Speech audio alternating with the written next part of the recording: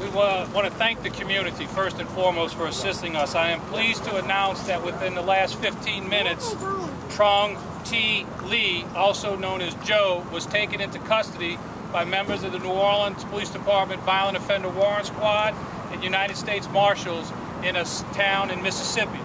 Earlier this morning, when we received the signed arrest warrant for Trung Lee, we dispatched our warrant squad and our partnership with the United States Marshals and continued the effort to find him. And we have found him. We do believe that Trung Lee was involved in the shooting on Bourbon Street just Sunday morning, I should say. We believe that Trung Lee fired the first shot. We still need the community's assistance to identify the person that was in an exchange of gunfire with him. I want to remind people, and this is not a hollow statement, we have been saying this for the last 4 years. If you know anyone who's involved with this, and you fail to provide information to law enforcement or prosecutors as required by the law, you will be arrested. Just as we've arrested people in the 110ers case who didn't give information. Just as we arrested people who didn't give information in the Brittany Thomas event. We have a long ways to go, but we are glad to announce that Trung Lee is in custody. He is in custody and will be extradited to Louisiana in the coming days. The two people we spoke to last night are both been eliminated as suspects in this matter. One was arrested on unrelated charges, and the other one had no charges or no interest to this case any longer.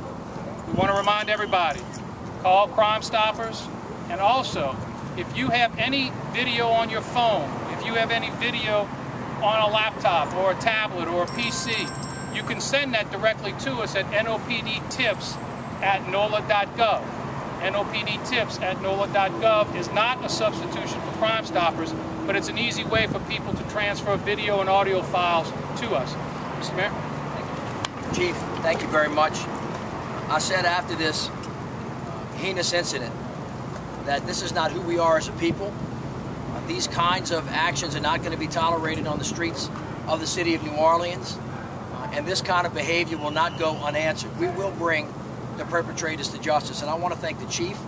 I want to thank all of the different units that have been out there working around the clock to make sure that we identify and we apprehend all of the individuals that had anything to do with this. We owe it to the families who have been decimated by this horrific event. We owe it to the community, and we will not stop until everybody that was involved in this is brought to justice. Today is a great first step. We are not finished. We will not finish, and we will not stop until we make sure that everybody is brought to justice. And if anybody doubts our resolve, they should be very aware that we have been out there and we will continue to be out there in New Orleans, in the metropolitan area, in the state, across this country, until we identify and we find them. And, of course, one of the reasons why we've been able to do this is because we have had help.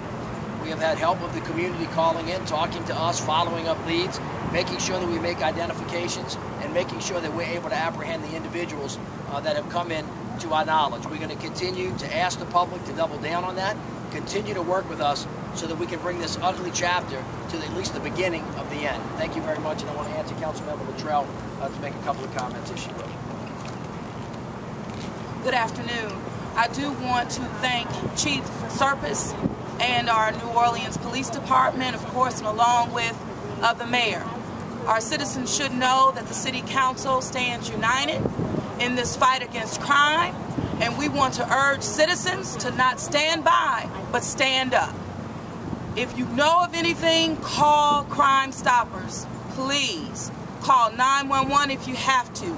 But we are not going to fail in our pursuit to make New Orleans the safest city in the United States of America on this day of independence. Thank you.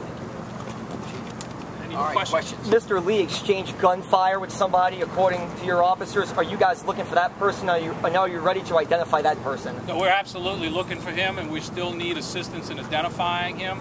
The video that's out there gives a good start. We believe he fled, heading towards Esplanade from the corner of Orleans and Bourbon. We think he may have turned towards Rampart Street. So again, we're calling upon anyone who might have had a cell phone, anyone who might have video on their home as far away as Rampart Street or St. Claude. These people running as they work can get very far very fast. So we've not identified him yet. You need to know that the detectives in 124 hours We're able to get assigned arrest warrants. We have not stopped working this case, as we do with murders like this when we have leads to follow. When did this start over?